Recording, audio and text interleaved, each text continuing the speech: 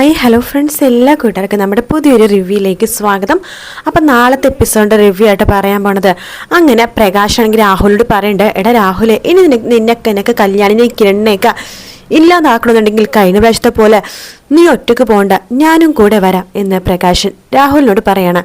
എടാ സത്യം പറയട്ടെടാ, എനിക്ക് പൂർണ്ണമായിട്ട് അങ്ങോട്ട് വിശ്വാസമൊന്നും ആയിട്ടില്ല. എടാ രാഹുലേ, നീ എന്താടാ ഇപ്പോഴും എന്നെ വിശ്വസിക്കാത്തത്? ഇത്ര നാളെ നിന്റെ കൂടെ ഉണ്ടായിടാ, ഒരിടക്ക് ഞാൻ നല്ലവനെ പോലെ അഭിനയിച്ചതാടാ, ആ കല്യാണിനെ അങ്ങനെയെങ്കിലും അടുത്ത് കിട്ടി ഇല്ലാതാക്കാമോ എന്ന് പറ്റുമെന്ന് അറിയാനായിട്ട് എന്ന് പറയാണ്. എന്തായാലും നീ ഇവിടെ നിൽക്കണല്ലേ, ഞാൻ നിന്നെ വിശ്വസിച്ചിരിക്കുന്നു.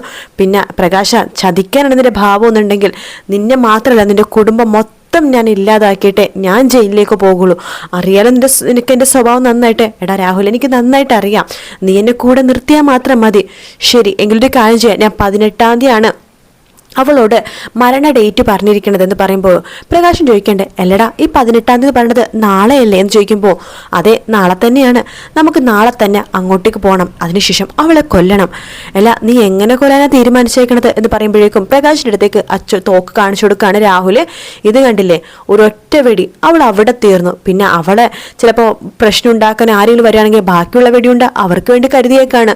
എന്തായാലും 6 ബുള്ളറ്റ് ഉണ്ട്, ഒന്നുകൊണ്ട് പേടിക്കണ്ട എന്ന് രാഹുൽ പ്രകാശനോട് പറയുമ്പോൾ പ്രകാശൻ മനസ്സിൽ വിചാരിക്കുകയാണ്, എടാ രാഹുലേ, ഇതിൽ ബുള്ളറ്റ് നിനക്ക് മാത്രം സ്വന്തമാടാ, ഞാൻ സ്നേഹിക്കുന്ന ആൾക്കാർക്ക് ഒരു പോറലും പോലും സംഭവിക്കാൻ ഞാൻ സമ്മതിക്കില്ലടാ എന്നൊക്കെ പ്രകാശൻ മനസ്സിലിങ്ങനെ വിചാരിക്കുന്നുണ്ട് കേട്ടോ. അങ്ങനെ പിന്നീട് കാണിക്കുന്ന സരിയൂനെയാണ്. സരിയു ആണെന്നുണ്ടെങ്കിൽ നമ്മുടെ മനോഹറിന് ചോദിക്കുന്നുണ്ട്, അല്ല മനുവേട്ട, നാളെയല്ലേ നമ്മൾ അമേരിക്കയിൽ പോകാൻ പോണ ദിവസം? അതെ നാളെ തന്നെയാണ് എന്ന് പറയുമ്പോഴേക്കും, അല്ല എന്നിട്ട് അതിൻ്റെ ഇതും കാര്യങ്ങളൊന്നും മനുവേട്ടൻ ചെയ്യുന്നില്ലല്ലോ, ഇനി എന്ത് ചെയ്യാനേ മോളൂ? സാധനങ്ങളൊക്കെ കൊണ്ട് എയർപോർട്ടിൻ്റെ തൊട്ടടുത്തുള്ള ഹോട്ടലിൽ കൊണ്ടേ വെച്ചു. നാളെ ഉച്ച തിന്നിട്ട് ആണ് ഫ്ലൈറ്റ് ഉള്ളത്. അതെന്താ മനുവേട്ട, ഉച്ച കഴിഞ്ഞിട്ട്? സാധാരണ എല്ലാ ഫ്ലൈറ്റും അതിരാവിലെയാണെന്നൊക്കെയാണല്ലോ കേൾക്കാറ്. എൻ്റെ മോളൂ, അങ്ങനെയൊന്നും ഇല്ലെന്നേ, ഇപ്പം മഴക്കാലമൊക്കെ അല്ലേ, ഉച്ച കഴിഞ്ഞിട്ട് ഫ്ലൈറ്റ് ഉണ്ടാകും. ഓ അങ്ങനെയാണല്ലേ. മനുവേട്ടൻ എന്തൊക്കെ പറഞ്ഞാലും അമേരിക്ക ഇടയ്ക്കിടയ്ക്ക് പോകാനുള്ള ഫ്ലൈറ്റിനെ കുറിച്ചൊക്കെ നല്ല ബോധമൊക്കെ ഉണ്ടല്ലേ, പിന്നെ എനിക്കതിനെ കുറിച്ചൊക്കെ നല്ല അറിവും കാര്യങ്ങളൊക്കെയാ. എന്തായാലും നാളെ ഒരു കാര്യം ചെയ്യും, രാവിലെ തന്നെ നീ റെഡി ആയിട്ടിരിക്കോ, ഉച്ചക്ക് 1 മണിയാകുമ്പോഴേക്കും ഞാൻ വണ്ടിയായിട്ട് ഇങ്ങോട്ട് വരാം. ശരി എന്ന് സരിയു പറയാണ്. മനോഹർ മനസ്സിൽ വിചാരിക്കുകയാണ്, എടി നാളെ അതിരാവിലെ 4 മണിക്കുന്ന ഫ്ലൈറ്റ് ഞാനിവിടെ എൻ്റെ പെണ്ണ് മരിയായിട്ട് ഇവിടുന്ന് പോകും എന്നൊക്കെ മനസ്സിലിങ്ങനെ വിചാരിക്കുന്നുണ്ട് കേട്ടോ മനോഹർ. അതിനുശേഷം മനോഹർ വിചാരിക്കണം, എന്തായാലും ഇവളുടെയും കുഞ്ഞിൻ്റെയും കൂടെയുള്ള അവസാന രാത്രിയാണെന്ന്. ഇവൾ ഉപേക്ഷിക്കുന്നതിൽ വിഷമമൊന്നുമില്ല, പക്ഷെ ആ കുഞ്ഞിനെ കാണാൻ പറ്റില്ലെന്ന് ആലോചിക്കുമ്പോൾ ചെറിയൊരു വിഷമമൊക്കെ ഉണ്ട് എന്ന് പറഞ്ഞിട്ട് മനു കുഞ്ഞിനെ എടുക്കുക കേട്ടോ. മോളെ എന്ന് പറഞ്ഞിട്ട്, അച്ഛൻ നാളെ പോകും കേട്ടോ, ഇനി ഒരിക്കലും മോൾക്ക് അച്ഛനെ കാണാൻ സാധിക്കില്ല എന്നൊക്കെ പറഞ്ഞിട്ട് കുഞ്ഞ് ഒരു ഉമ്മയൊക്കെ കൊടുത്തിട്ടാട്ടോ പോകുന്നത്. ശേഷമാണെങ്കിൽ രാഹുൽ മറ്റേ നമ്മുടെ വിക്രമിനെയും അതുപോലെ തന്നെ ഗംഗപ്രസാദിനെയും കാണാൻ വേണ്ടി ജയിലിലേക്ക് പോകുന്നുണ്ട് കേട്ടോ.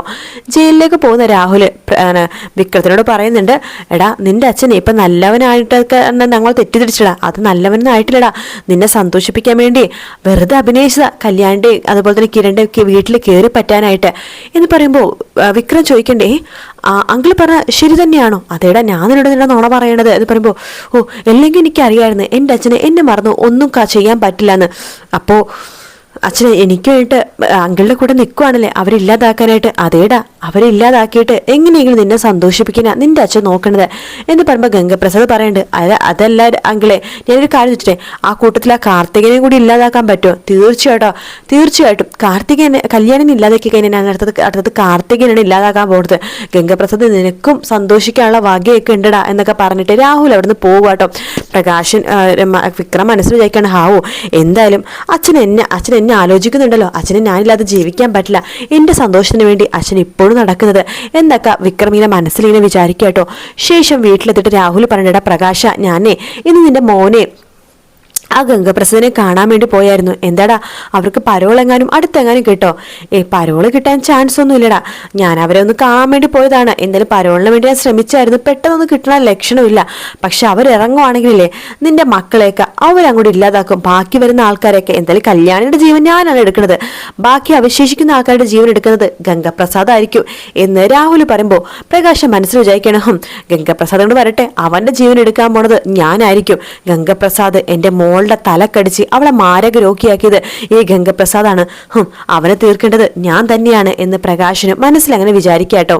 കാരണം പ്രകാശിന് നന്നായിട്ട് അറിയാം ഈ ഗംഗപ്രസാദ് നന്നേ ചെറുപ്പത്തിൽ തന്നെ കാർത്തികയുടെ തല കടിച്ചിട്ടാണ് കാർത്തികയ്ക്ക് ഇങ്ങനെ ഒരു വലിയൊരു അസുഖം വന്നെന്നുള്ള കാര്യം. അതുകൊണ്ട് തന്നെ വിക്രത്തിനോട് എന്തുമാത്രം ദേഷ്യമുണ്ടോ അത്രയും ദേഷ്യം പ്രകാശിന് ഗംഗപ്രസാദിനോട് ഉണ്ട് കേട്ടോ. അങ്ങനെ ഗംഗപ്രസാദ് ഇങ്ങനെ പുറത്തിറങ്ങാൻ വേണ്ടി കാത്തിരിക്കുകയാണ് നമ്മുടെ പ്രകാശൻ ഗംഗപ്രസാദിനെ കൊല വിളിക്കാനായിട്ട്. എന്തായാലും 18-ാം തീയതി പറഞ്ഞ ഡേറ്റ് ആവാണ്. രാവിലെ തന്നെ മനോഹർ മരിയയുടെ കൂടെ പോകാൻ വേണ്ടി റെഡിയായിട്ട് അവിടെ നിന്ന് ഇറങ്ങുവാട്ടോ. മനോഹറിന് തൊട്ടു പിന്നാലെ തന്നെ സരിയു ഇറങ്ങുന്നുണ്ട്. മനു എവിടെയാണ് പോകണമെന്നൊക്കെ അറിയാണ്ട്. എന്തായാലും മനോഹറിന്റെ അമേരിക്ക യാത്ര നടക്കില്ല. പക്ഷേ നമ്മുടെ രാഹുലാണെങ്കിൽ പ്രകാശോട് പറയുന്നുണ്ട്, എടാ 18-ാം തീയതി ഒരു രാത്രിയൊക്കെ ആവട്ടെ, അവർ ഉറങ്ങുന്ന സമയത്ത് പോയിട്ട് അവരില്ലാതാക്കാം. എന്തായാലും 18-ാം തീയതി രാത്രി ആകുമ്പോഴേക്കും ആ കല്യാണി വിചാരിക്കും നമ്മൾ വെറുതെ പേടിപ്പിക്കാൻ വേണ്ടിയിട്ടാണ് അവൾക്കൊരു ഡേറ്റ് ഒക്കെ പറഞ്ഞ് മെസ്സേജ് അയച്ചതെന്ന്. അങ്ങനെ അവൾ സമാധാനത്തോടു കൂടി തന്നെ അവൾ കിടന്നുറങ്ങും. അവളുടെ വീട്ടുകാരും ആ സമാധാന അവസ്ഥ വേണം നമുക്ക് അവിടെ പോയി ചെല്ലാനായിട്ട്. ശേഷം ജനലിന്റെ വാതിൽ പതുക്കി തുറന്നിട്ട് ആ കല്യാണിനെ ഷൂട്ട് ചെയ്യണം എന്ന് പറയണം. ഒന്നും കൊണ്ട് പേടിക്കേണ്ട രാഹുൽ, ഞാൻ കൂടെ തന്നെയുണ്ട് എന്ന് പ്രകാശം പറയട്ടോ. അങ്ങനെ പ്രകാശം കൂടി രാഹുലിന്റെ കൂടെ പോവാണ്. രാഹുലിന്റെ നീക്കങ്ങളൊക്കെ എല്ലാം തീർക്കാനായിട്ട്. അങ്ങനെ രാഹുൽ പതുക്കെ അതായത് കിരണിന്റെ വീടിന്റെ മതിൽ കടക്കുന്നുണ്ട്. പ്രകാശനും തൊട്ട് പുറകെ തന്നെ പ്രകാശനും വരുന്നുണ്ട് കേട്ടോ. അപ്പൊ എന്തൊക്കെയോ സൗണ്ട് കല്യാണി കേൾക്കുന്നുണ്ട്. കല്യാണി പെട്ടെന്ന് തന്നെ അവിടെ നിന്ന് ഇങ്ങനെ എഴുന്നേക്കുവാണ്. ഇനി എങ്ങാനും തന്നെ കൊല്ലാനായിട്ട് ആരെങ്കിലും വന്നോ എന്നൊരു ടെൻഷൻ കല്യാണിക്ക് ഉണ്ടാവട്ടോ. മരിക്കാൻ പേടിയൊന്നുമില്ലെന്ന് കല്യാണി പറയുന്നുണ്ടെങ്കിലും എന്തൊക്കെ പറയാലും മരണം അടുത്ത് വരുമ്പോഴേക്കും എല്ലാവർക്കും ഒരു പേടിയായിരിക്കുമല്ലോ. അതുകൊണ്ട് തന്നെ കല്യാണി ആകെ ഇങ്ങനെ നോക്കിക്കൊണ്ടിരിക്കുന്ന സമയത്താണ് പെട്ടെന്ന് ജനലിൽ ഒരു നിഴല് പോലെ ആരോ പോകുന്നത് കാണുന്നത്. ആ നിഴല് കാണുമ്പോൾ തന്നെ കല്യാണിക്ക് മനസ്സിലാവുന്നുണ്ട് അത് വേറെ ആരുമല്ല, കിരണിന്റെ അങ്കിളാന്നുള്ളത്. അങ്ങനെ അയാൾ വന്നു എന്നുള്ളൊരു സത്യം കല്യാണി മനസ്സിലാക്കാണ്. പക്ഷെ രാഹുൽ പോണതിന് തൊട്ടു പിന്നാലെ തന്നെ വേറൊരാൾ കൂടി പോകുന്നുണ്ട്. അത് ആരാന്ന് കല്യാണി ശരിക്കും നോക്കുമ്പോൾ വേറെ ആരുമല്ല, പ്രകാശനാണ്. ഇയാൾ രാഹുലിന്റെ കൂടെ കൂടിയത് ശരിക്കും രാഹുലിനെ ഇല്ലാതാക്കാനായിട്ടാണോ അതോ രാഹുലിന്റെ കൂടെ കൂടിയിട്ട് വിക്രമിനെ സന്തോഷിപ്പിക്കാൻ വേണ്ടി തന്നെ കൊല്ലാനായിട്ടാണോ വന്നത്? കല്യാണിക്ക് അപ്പോഴും സംശയം തന്നെ കേട്ടോ. അതിനുശേഷമാണെന്നുണ്ടെങ്കിൽ കല്യാണിനെ കൊല്ലാൻ വേണ്ടി തോക്ക് ചൂണ്ടി നിൽക്കുകയാണ് നമ്മുടെ രാഹുൽ. പക്ഷെ രാഹുലിന്റെ ആ ഒരു ഇത് കാര്യങ്ങളൊക്കെ തന്നെ ആ സെക്കൻഡ് തന്നെ ഇല്ലാതാക്കി കളയാണ്ട് പ്രകാശന്. കാരണം എന്തായാലും കല്യാണിനെ രാഹുൽ കൊല്ലില്ല.